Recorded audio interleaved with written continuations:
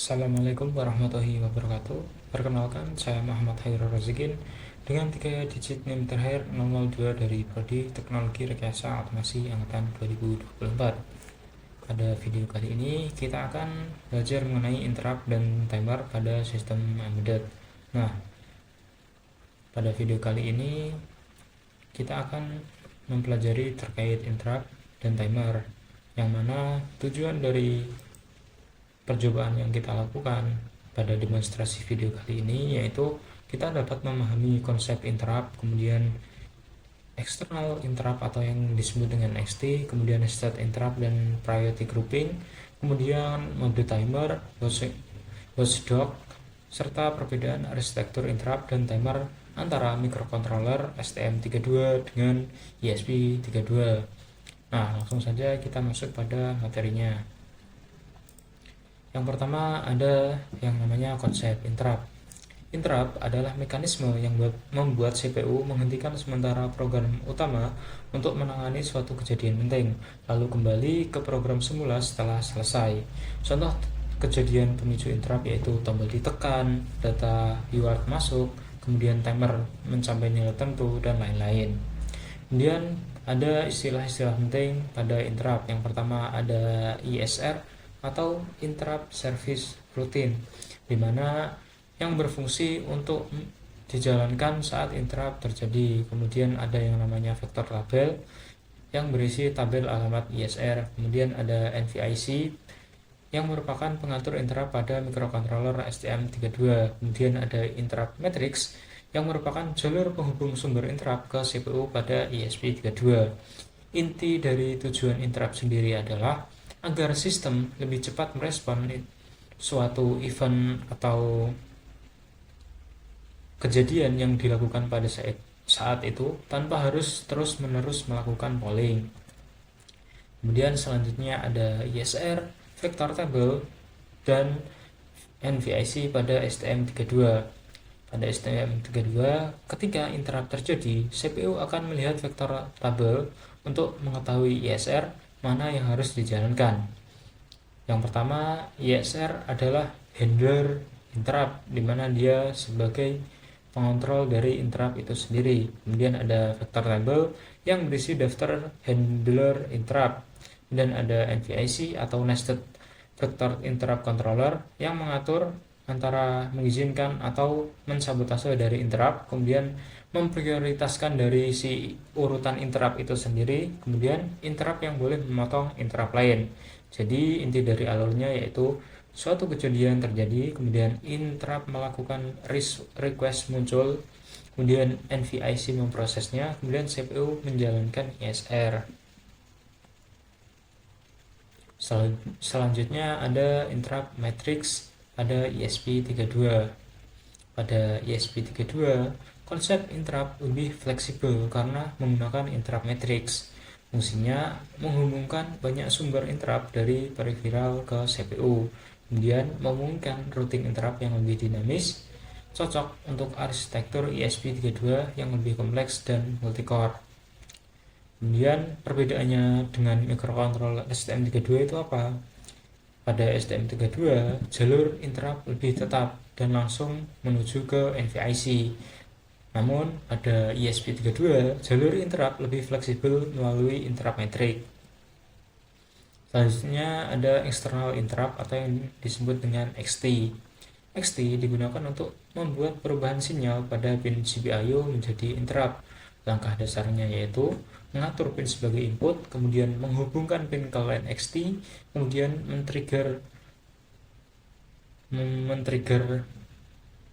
melakukan pemilihan pada trigger, misalnya data UART yang masuk, atau kalian melakukan pemecahan tombol atau dengan trigger yang lain, kemudian mengaktifkan interrupt, lalu membuat ISR untuk menangani kejadian tersebut.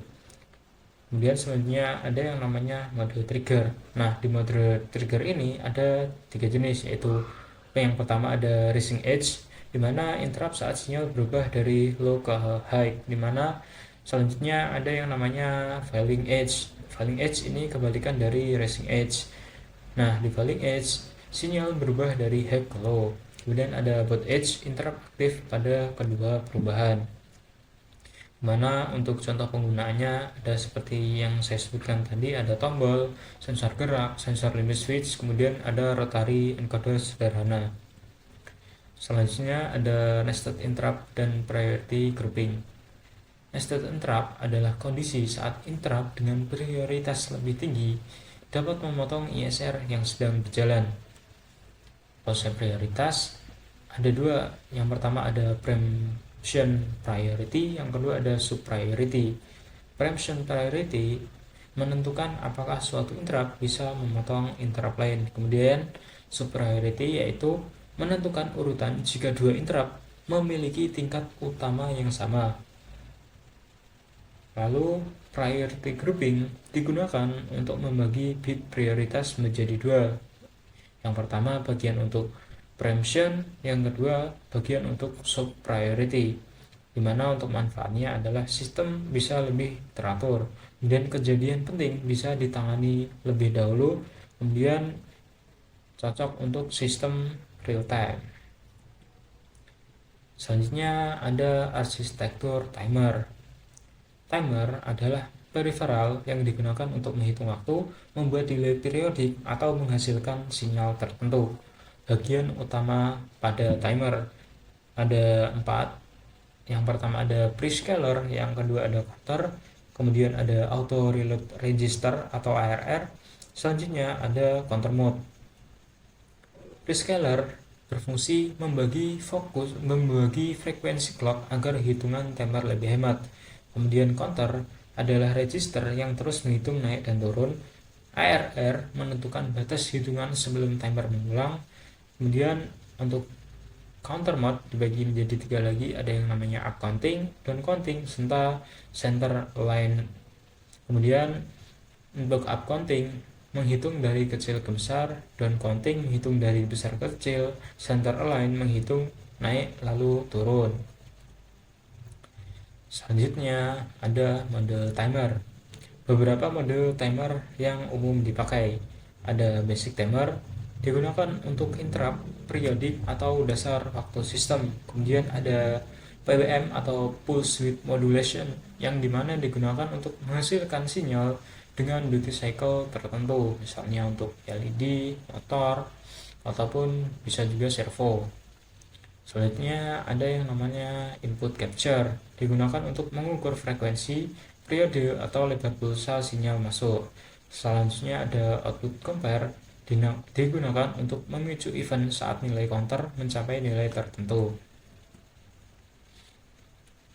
Selanjutnya ada watchdog timer. Watchdog timer berfungsi untuk mendeteksi saat program hang atau tidak berjalan dengan normal. Jika watchdog tidak di-refresh dalam waktu tertentu, sistem akan reset otomatis. Kemudian ini ada jenis watchdog pada microcontroller STM32. Yang pertama ada I1DG, yaitu independent watchdog, di mana dia menggunakan clock internal sendiri dan cocok untuk proteksi utama sistem. Yang kedua ada WWDG,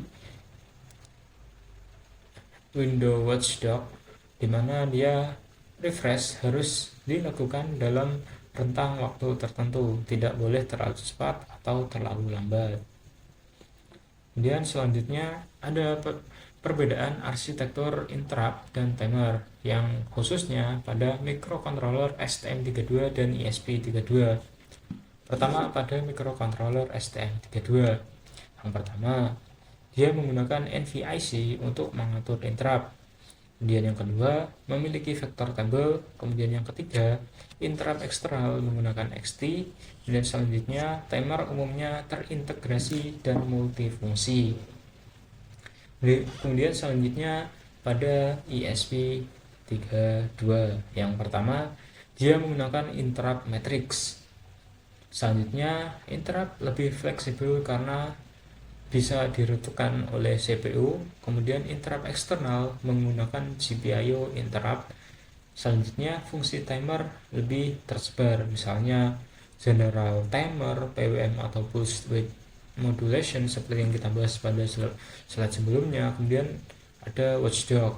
Intinya STM32 lebih terstruktur seperti microcontroller klasik, sedangkan ESP32 lebih fleksibel karena arsitekturnya lebih kompleks. Nah, selanjutnya kita akan melakukan demonstrasi pada percobaan yang telah saya lakukan sebelumnya. Pertama, percobaan yang kita lakukan adalah interrupt pada STM32. Tujuan dari percobaan ini adalah untuk memahami cara kerja interrupt pada STM32, bagaimana mikrokontroller tersebut dapat merespons suatu kejadian dengan cepat tanpa terus-menerus memeriksa input pada program utama. Pada bagian program, hal yang paling penting adalah konfigurasi pin input dan output, terutama pin tombol sebagai pemicu interrupt, lalu LED atau display sebagai respon keluarannya. Setelah itu, terdapat pengaturan interrupt yang memungkinkan STM32 langsung menjalankan fungsi tertentu ketika tombol ditekan. Bagian ini merupakan inti dari percobaan karena menunjukkan perbedaan antara sistem biasa dengan sistem yang sudah menggunakan mekanisme interrupt.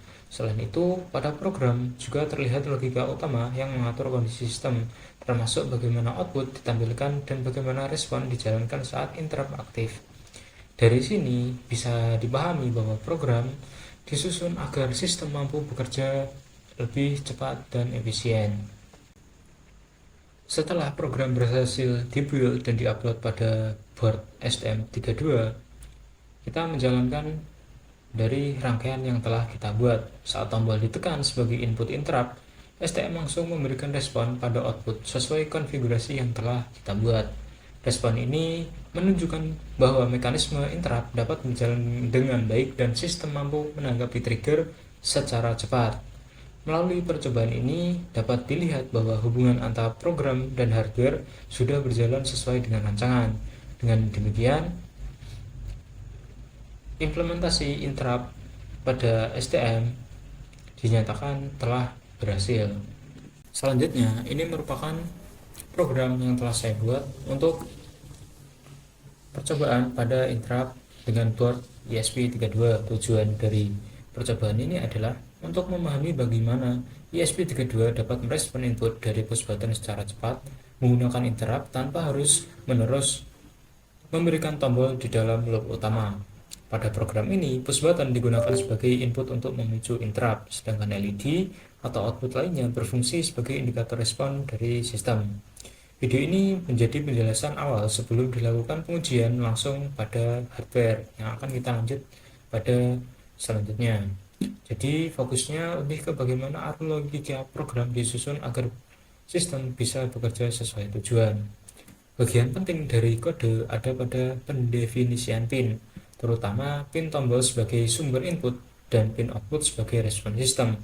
Setelah itu, ada bagian konfigurasi interrupt yang memungkinkan ESP langsung menjalankan perintah tertentu saat tombol ditekan. Inilah yang menjadi inti dari percobaan ini, karena sistem bisa merespon kejadian dengan lebih cepat dan efisien dibandingkan metode polling biasa. Selanjutnya, setelah program berhasil dibuild dan diupload pada board ESP32, kita langsung jalankan saja program tersebut pada ESP32. Dari hasil percobaan, terlihat bahwa input dari tombol dapat dibaca dengan baik, lalu sistem langsung menjalankan respon tanpa perlu menunggu pembacaan berulang di loop utama. Hal ini menunjukkan bahwa interrupt benar-benar membuat sistem menjadi lebih cepat, efisien, dan responsif. Nah, sebelumnya kita telah mempelajari dari sistem secara program tersebut. Kemudian sekarang kita mempelajari dari segi hardware-nya. Nah, dari dua hal tersebut dapat dilihat konsep interrupt pada ESP32 dari sisi kode, tetapi juga melihat secara langsung bahwa sistem tersebut dapat bekerja dengan baik pada perangkat nyata. Selanjutnya, ini merupakan dari percobaan project yang merupakan implementasi dari perpaduan antara interrupt dan timer yang saya terapkan pada board STM32. Nah, tujuan dari percobaan ini adalah untuk memahami bagaimana mikrokontroler dapat membaca suhu secara berkala menggunakan timer lalu memberikan respon cepat melalui mekanisme interrupt ketika suhu melewati batas yang sudah ditentukan. Sensor HT22 digunakan untuk membaca data suhu. Kemudian, hasil pembacaan ditampilkan oleh OLED sebagai media monitoring. Sistem dirancang agar pembacaan suhu tidak dilakukan terus-menerus tanpa jeda, tetapi diatur dengan interval waktu tertentu menggunakan timer.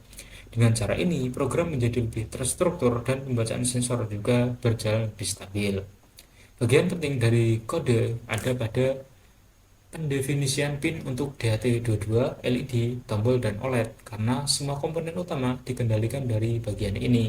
Setelah itu, ada penentuan threshold suhu yang berfungsi sebagai batas untuk membedakan kondisi normal dan kondisi bahaya. Saat suhu masih di bawah batas, sistem akan tetap berada pada mode monitoring. Tetapi ketika suhu melewati batas, sistem masuk ke kondisi alert atau berbahaya. Setelah itu, bagian penting lainnya adalah penggunaan interrupt. Interrupt digunakan agar sistem bisa langsung respon event tertentu, misalnya saat tombol ditekan untuk melakukan reset dan mengembalikan sistem ke kondisi awal.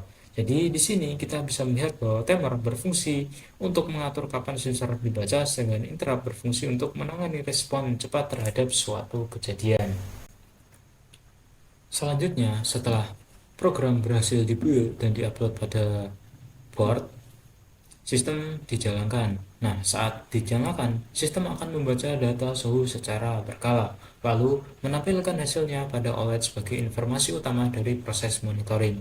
Dari hasil percobaan ini, terlihat bahwa ketika kondisi masih normal, sistem tetap berada pada mode pemantauan. Namun, saat suhu meningkat atau melewati batas yang sudah ditentukan, sistem langsung memberikan respon berupa perubahan tampilan pada OLED dan indikator output lainnya. Hal ini menunjukkan bahwa logika, alert, atau waspada pada program sudah berhasil diterapkan pada hardware. Selain itu, tombol pada rangkaian juga berfungsi dengan baik sebagai input interrupt. Ketika tombol ditekan, sistem dapat langsung merespon untuk melakukan reset dan kembali ke kondisi monitoring.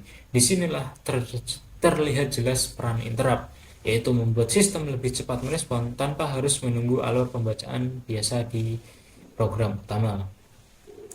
Secara keseluruhan, pada percobaan ini bertujuan untuk menggabungkan konsep timer, interrupt, dan pembacaan sensor DHT22 ke dalam sebuah sistem monitoring suhu responsif, teratur, dan siap diuji secara langsung pada hardware yang bisa dinyatakan bahwa percobaan ini berhasil.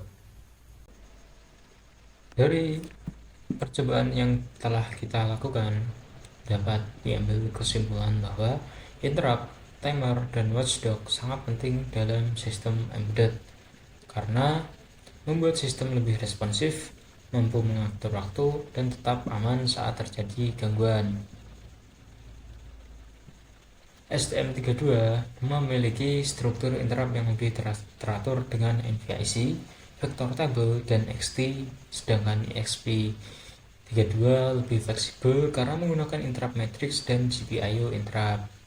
Nah, pada percobaan sebelumnya, kendala pada STM32 biasanya terjadi karena kesalahan konfigurasi XT atau prioritas